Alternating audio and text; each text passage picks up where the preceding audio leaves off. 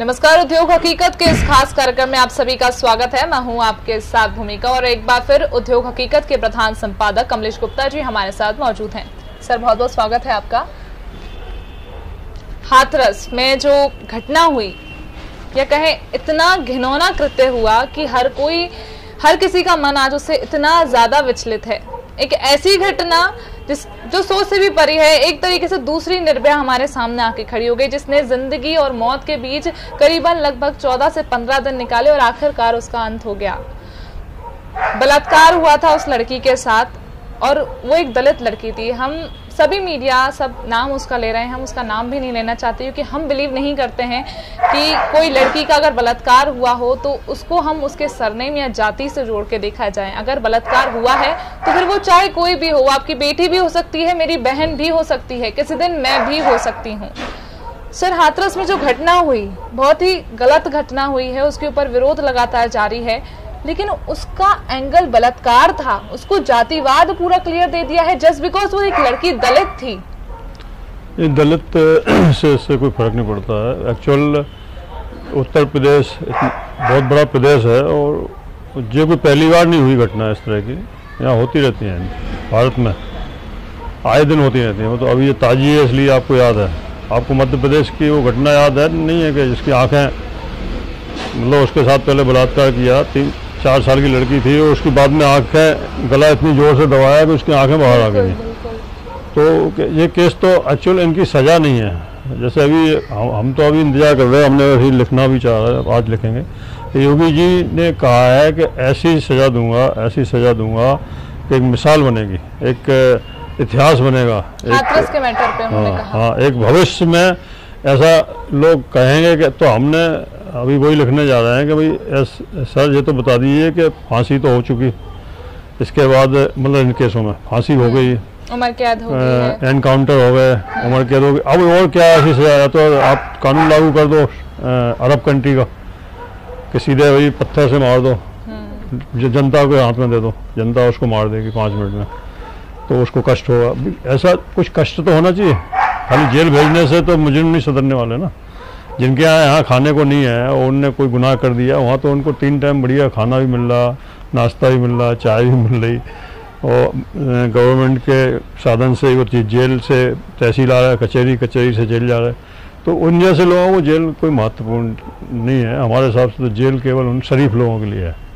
तो सर, ये इतना बड़ा घिनौना अपराध है, उसके बावजूद उसके ऊपर फास्ट ट्रैक कोर्ट भी है हमारे यहाँ, लेकिन उसके बाद भी क्यों इतना घुमा फिरा के? फास्ट ट्रैक कोर्ट कहाँ है? किसने कहा? सर, निर्णय लिए जा सकते हैं। अभी 7 साल तो हो गए निर्भया केस को लिए हुए। वही तो बात है, जब हमारे पास है तो हम क्यों आगे नहीं बढ़ पा रहे हैं? फास्ट ट्रैक कोर्ट को 7 साल में होता है क्या? 7 दिन में होना चाहिए। जज को 24 घंटे काम करना चाहिए। फास्ट ट्रैक 7 साल उस लड़की के परिवार के लिए एक एक दिन, एक एक समय कैसे गुजरा होगा सर?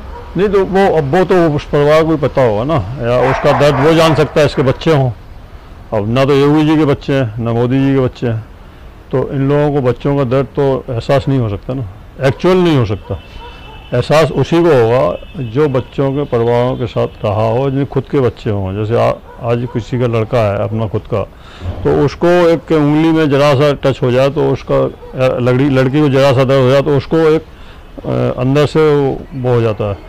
अब इतना बड़ा केस होने के बाद उसके माँ बाप को क्या लगा होगा, कैसे उनने बर्दाश्त किया। आज उनको उसका वो भी नहीं दिया, डेड बॉडी वो भी उनने जला दिया। सर, ये तो एक चीज हुई तो हुई, ये जो केस हुआ वो अजीबोगरीब केस चलता गया कि वो लड़की की जूझते जूझते आखिरकार वो जिंदगी की जंग हार गई और उसके बाद उसकी डेड बॉडी तक उसके परिवार के बिना इजाजत के रात में, जब हिंदू रीति रिवाजों के अनुसार अगर देखा जाए तो रात में अंतिम संस्कार नहीं किया जाता है। उन्होंने बस इतनी डिमांड की थी कि भोर होते ही इसका अंतिम संस्कार किया जाए, लेकिन उसके बाद भी बिना उनकी इजाजत में जो पुलिस है यहाँ की, उनको हो सकता राजनीतिक दबाव होगा। सर, ऐसा कैसा राजनीतिक दबाव? ये कुछ होगा उसमें, कोई तथ्य छिपा होगा।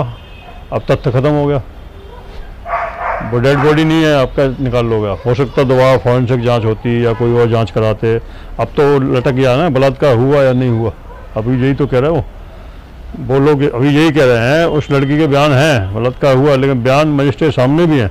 वो पक्के हैं, लेकिन अब उसका सबूत तो नहीं बचा। सर इतना घिनौना अपराध कि आज मैं खुद एक लड़की होते हुए भी, मैं भी कहीं बाहर रहते हुए, एक पत्रकार होते हुए भी, मैं भी बाहर निकलते हुए 3 बार सोचती हूँ। और उस लड़की, ताकि वो बोल ना पाए, उसके लिए उसकी जीभ काट दी गई, उसकी रीढ़ की हड्डी तोड़ दी गई। ऐसे केस होते रहते हैं सर। ये बूम अप जो केस हुआ है, अब जो संज्ञान में केस आया ही है मीडिया में, लेकिन सर अगर देखा जाए आपके हिसाब से मीडिया वालों ने स्पेशली इस केस को जो जैसा केस था वैसा ना दिखाते हुए एक अलग ही लेवल पर अपनी टीआरपी बढ़ाने के लिए उसको जातिवाद का रूप दे दिया है।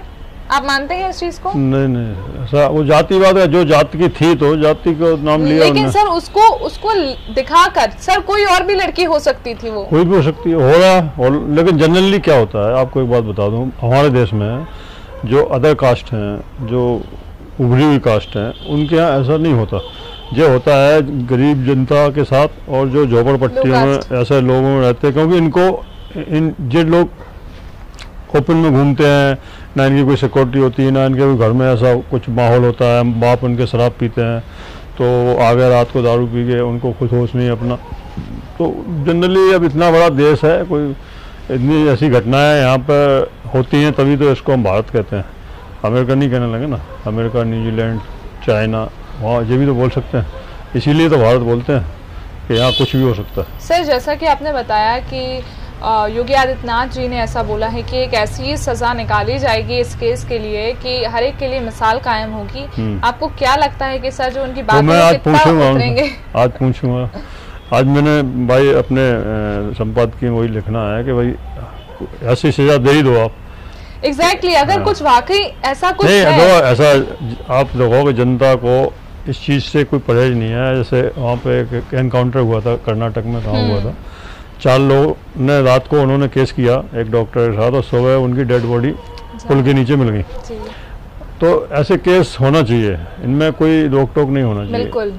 अगर इसमें एक आध आदमी कोई वैसा, अब कानून बदल गया, पहले जो कानून था वो बदल देना चाहिए। पहले कानून ये है कि भला ही 100 मुजरिम छूट जाए, लेकिन एक बेकसूर ना फंसे, पहले ये कानून था। लेकिन अब कानून बदल देना चाहिए। अगर हाँ एक बेकसूर भी जाता है तो 100 मुजरिम के साथ में मैं अगर 100 अपराधी जा रहा है, एक बेकसूर भी धोखे से जाता है तो जाने दो, लेकिन 100 तो जा रहे हैं। अब वो चीज़ नहीं रहेगी। अब कहाँ जजों को फुर्सत है कि वो इतने केस लड़ाएं। इतने केस पेंडिंग हैं कि बस जो उभर कर आ जाता है काम ही नहीं करना, काम करने ही नहीं चाहते ना, सरकारी गवर्नमेंट कोई काम करना नहीं जानते। तो दूसरा क्या है, इनको तनख्वाह सरकारें देती हैं। आज बीजेपी सरकार है, वो जजों को तनख्वाह दे रही है, तो वो उनसे बंधे हुए हैं। आज वो कोई बीजेपी कैंडिडेट का कोई मान लो फ़ोन पहुँच जाता है या कोई पहुँच लगा लेता है, तो वो क्या फैसला देंगे, उसको टालेंगे, क्योंकि उनको पता है हमारी अभी वो हो जाएगी, डिमोशन हो जाएगा। और अगर उनने अभी क्या हुआ इस केस में, बाबरी मस्जिद के प्रमोशन हो गया उनको वो बना दिया गया राज्यसभा सदस्य गोगोई को, गंगोई थे गोगोई, तो डील हुई ना, ये जो सीधी सीधी कि आपने फैसला दिया इधर मंदिर का, उधर रिटायर्ड हुए और उधर हाल के हाल आपको राज्यसभा सदस्य की सीट मिल गई बीजेपी से, तो डील ही हुई होगी ना कोई ना कोई, या प्रेशर होगा। दोनों बातें हो सकती हैं। हो सकता है एक तरफ गन रखी हो, एक तरफ राज्यसभा सदस्य की कुर्सी रखी हो, चुन लो भाई, फैसला तो तुम्हें देना। सर ये तो खैर वही लोग ही बता सकते हैं। नहीं क्यों ऐसा हो नहीं सकता, जो तो कुछ भी हो सकता है इस देश में, तो कुछ भी आप कल्पना कर सकती हैं। किसी विदेश में आप सुन के दिखाओ कभी इस तरह केस, एक भी अपहृत लड़की का आंखें फोड़ दी जाए या उसके जीभ काट दी जाए, उसके संग में पूरी तरह से वो किया भी। जो केस झूठे होते हैं वो तो झूठे होते हैं कि साहब 3 साल तक शादी का झांसा देकर हमारे साथ, वो झूठे केस हैं, वो फंसाने वाले, क्लियर कट। वो तो कोई बात नहीं बनी तो उन्होंने केस लगा दिया। लेकिन जो इस तरह के केस हैं, केसेस होते हैं, एक्चुअल जो केस हैं कि जो नामर्जी से होने के बाद इतनी तगड़ी उनके साथ में हैवानियत हुई, ऐसा किसी देश में आपको सुनने को नहीं मिलेगा भारत के अलावा। मोदी जी का एक स्टेटमेंट नहीं आया, अब मन की बात में मोदी जी का एक भी स्टेटमेंट नहीं आया, तो क्या कहोगे सर, उनको दर्द नहीं है क्योंकि वो उनके बच्चे नहीं है। ये तो बच्चे का दर्द तो बाप ही जानता है, माँ जानती है, दूसरा थोड़ी जान सकता है। अगर भाई आपका दर्द आपके माँ बाप को ही होगा, भाई को होगा, लेकिन आपके ताऊ को उतना नहीं होगा। मतलब जिसका ब्लड है वो वाली बात है ना। अब ऐसे तो सर बाकी सर सब संवेदनाएं ही व्यक्त कर सकते हैं और नहीं हम तो संवेदना व्यक्त नहीं करते। क्या सर इतने लोग मुझे संवेदना सर व्यक्त करने से तो हम नामर्दी समझते हैं अपनी कि हम संवेदना अरे हमें अगर कोई कुछ करने की हिम्मत है तो कुछ वहाँ जाकर बिल्कुल करें। सर। वो संवेदना व्यक्त करने अब ट्विटर आ जा रहे, मैं उसकी आत्मा की शांति चाहता हूँ। अरे तुम घर परिवार वाले ये इस ऐसा दुख को थोड़ी सहन करने की ईश्वर हाँ, उनको शक्ति दे। हमने बिल्कुल देखा कि सर, ये हमारे लाइंस बहुत हमारे ज्यादा जो स्टेटस पे मुख्यमंत्री मिलती रहेंगी। मुख्यमंत्री जी का बिल्कुल तकिया कलाम है ये, कोई भी कुछ भी हुआ कहीं भगवान उसकी आत्मा को शांति दे। और मतलब उनको बिल्कुल वो ट्विटर डालना है, कोई भी कैसे भी हो, चाहे कोरोना से हो चाहे जैसे हो। तो एक्चुअल में मेरे हिसाब से तो ये केस कोई नया नहीं है और ऐसे केस होते आए हैं। एक्चुअल समस्या ये है कि हमारे यहाँ इंतजाम भी नहीं है लोगों के पास, अभी घर के दरवाजे भी नहीं है कई जगह तो जहाँ पे वो लड़कियाँ सुरक्षित रह सकें।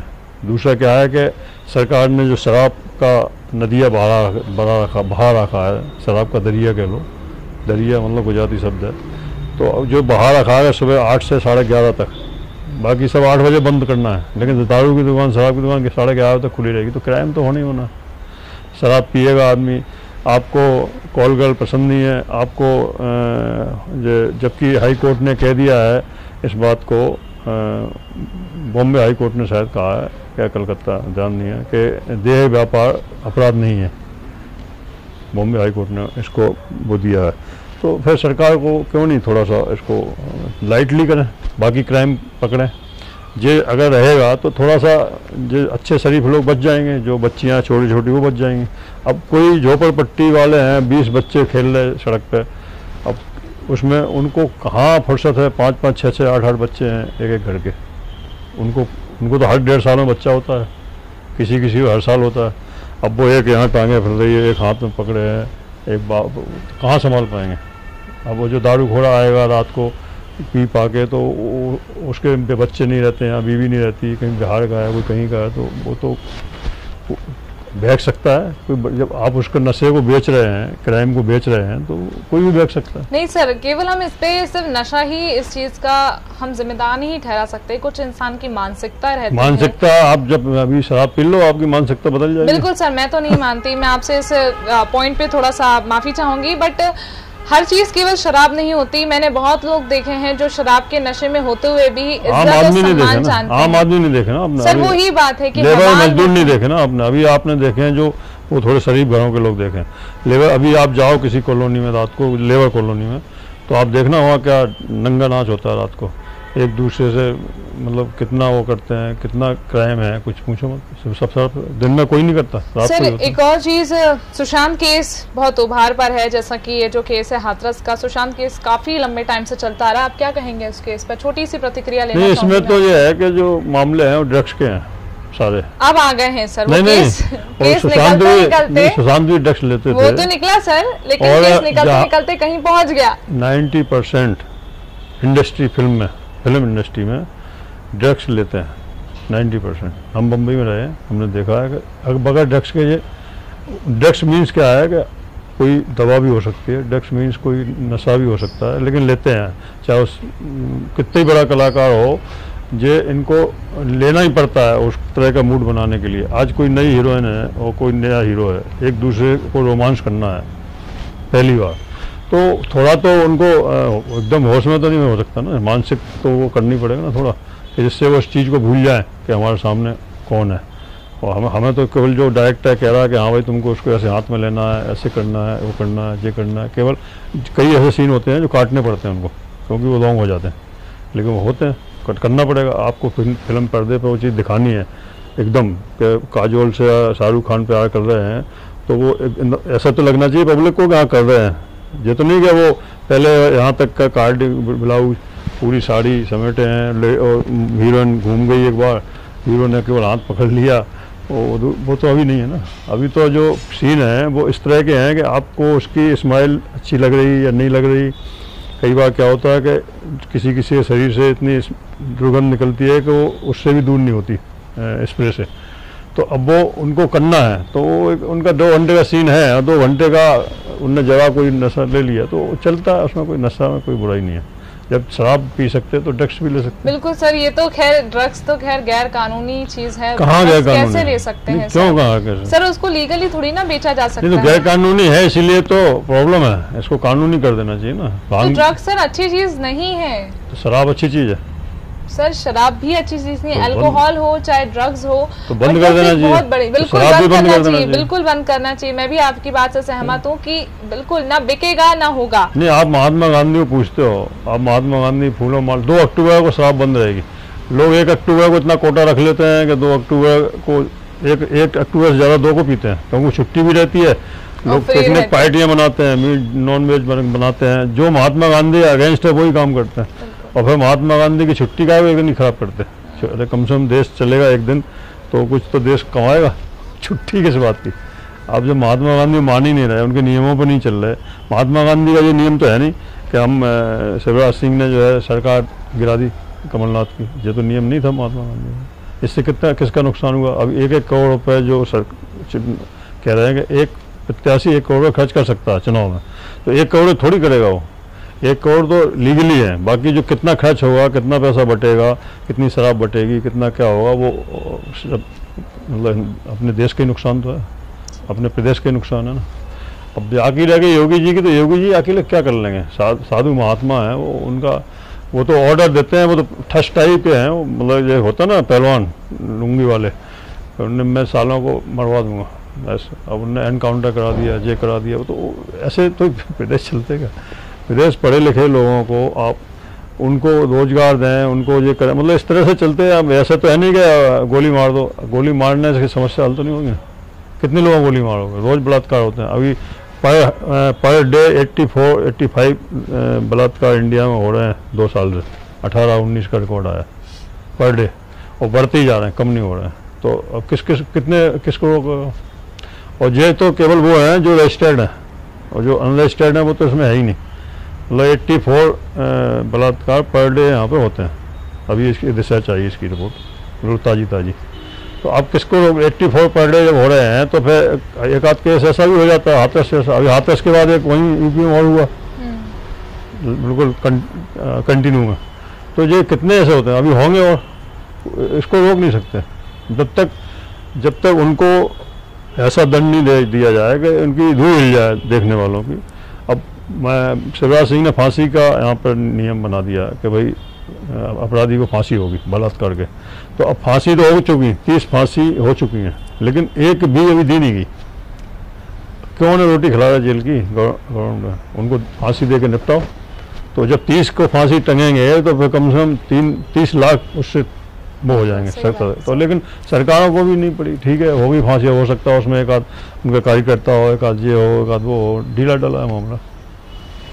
धन्यवाद सर हमसे बातचीत करने के लिए। तो मैं भी यही हमारे चैनल के माध्यम से यही मांग करती हूँ कि हाथरस के मुद्दे पर या फिर कोई भी अन्य मुद्दा हो जिसमें लड़की के साथ या किसी भी इंसान के साथ ऐसा घिनौना अपराध होता हो, तो उसको कड़ी से कड़ी सजा मिले। क्या इस कार्यक्रम कड़ी से कड़ी क्या? एक मिनट आप बता दो तो कड़ी से कड़ी क्या सजा होनी चाहिए? हम बात करें ना उनसे आगे। सर ऐसी सजा जिस सजा के बारे में आप ही ने बात करी कि कुछ ऐसा होना चाहिए कि कानून एकदम से तो बदला नहीं जाएगा सर। उसके शरीर को काटना चाहिए या उसको गोली मार देना चाहिए चौराहे पे खड़ा करके, या सर ये मैं तो नहीं नहीं आप क्या नहीं कड़ी सजा। एक अगर मैं अपनी एक जॉब छोड़कर अपना एक औरा छोड़कर अगर मैं एक लड़की के ढंग से सोचूं, हाँ, तो मैं बिल्कुल चाहूंगी कि उसको बीच चौराहे पर गोली मार दिया। बिल्कुल ऐसा ही काम हो कि उसके साथ ऐसा काम हो कि देखने वाला 10 बार सोचे कि मुझे किसी लड़की को गलत नजर से भी नहीं देखना। अगर मैं एक नॉर्मल सिर्फ अपनी मानसिकता लेके अगर बात करूं, एक लड़की के रूप में अगर मैं बात करूं, तो